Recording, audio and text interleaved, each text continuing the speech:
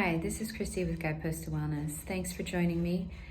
Today I decided I would make a little bit more of a personal video. I know that I've been talking a lot lately about stress and things that have been impacting people out there with the media, with the pandemic, with the political situation, global warming, just being bombarded with a lot of the negative things. And I just know I've been sitting thinking, and even my husband and I were talking about it the other day, and I just wonder how many other people out there feel the same way that I do, that actually are glad that some of our loved ones aren't around to go through this time. I miss my mom and my dad so much every single day, but I can't help but be glad that they're not here to go through this. And it's both selfless and selfish, and I guess that's why I wanted to kind of talk to people about that, because I know how frail my parents would have been. They both had health conditions when they were older, and they were really big with watching the news and seeing what was going on in the world. And I just think that they would have been glued to all of this and just would have been really, really frightened and scared, plus the fact that they were physically fragile. And they were better when they were together, but after my dad died, my mom really started to rely on me way too much to be her emotional everything. And I just, for my own mental sake, I'm just glad she's not around right now, because I had a hard enough time trying to talk her off the ledge and things like that so many times in the last couple years before she died, that I just don't think I would have been able to do it. And that's what made me realize is that as I listen to friends and think about other family members, like my cousins with my aunt and uncle that are older in their 80s, and with being on shutdown and staying at home and not being able to be around friends and family as much, I just think about the time that I really had to go through and learn for myself, that I had to separate the things that I could control in my life and the things that I just loved and cared about. Some of you may be familiar with Franklin Covey's 7 Habits, and he talks about that and talks about the circle of control and the circle of concern. And I remember thinking back years ago, well, not that many, but a couple years ago, when it just had to kick in. My mother was wearing me down. She would call me up, and she would get this voice that just, I can hear it in my head right now, and she would just have that, oh, call me in the morning and make sure that I wake up, because just nobody cares about me. And I'm not exaggerating. And I'm sure there's some folks out there that have gone through something similar in their life. And I remember a time when she was really, really in a dark place, woe is me, talking about, well, she really didn't want to live anymore. And I remember pacing back and forth across the backyard. It was nice weather.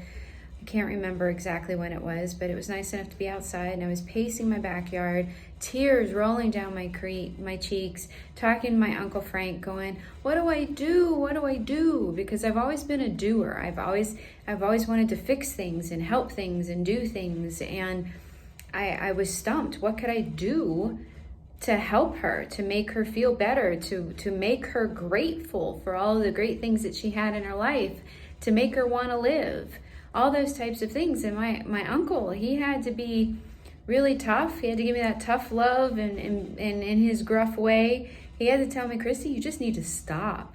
You need to stop, because there is nothing you can do for your mother. You can't make her happy. You can't make her grateful. There's nothing you can do about the state of mind that she's in. Yes, I could make sure she had her groceries, do her Amazon order, do all those types of things, pay her bills, do whatever, those types of things that I could do, but I couldn't make her want or feel a certain way.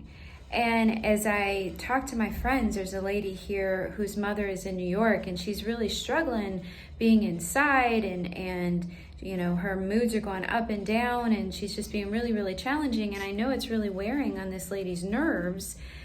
But we've talked many times about just the fact that she can't let what's going on with her mother affect her. emotionally, which, because as I've talked a lot about the stress and everything like that that we feel and then we bring upon ourselves most of the times, that can end up affecting your health, and nobody can really afford that right now. I talked about that in another article about the ironic thing is the media and stuff is giving us a lot of really scary information, and when we get scared, our brain doesn't know the difference between being scared by being attacked by a bear or worrying about a pandemic or worrying about our next paycheck or worrying about paying our bills or things like that. The brain doesn't know the difference.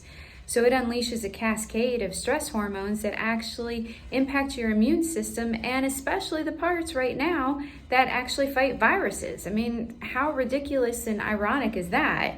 If you watch the news too much to stay informed, you're going to end up possibly allowing yourself to get stressed out and lowering your immune system. So anyway, I wanted to let other people know that you're not alone. If you are glad that you don't have different loved ones in your life that you have to try to help them through this situation. And really the best thing that we can do is to take care of ourselves and recognize the things that we can control, understand the things that we can't, the wisdom to know the difference, and to make sure that we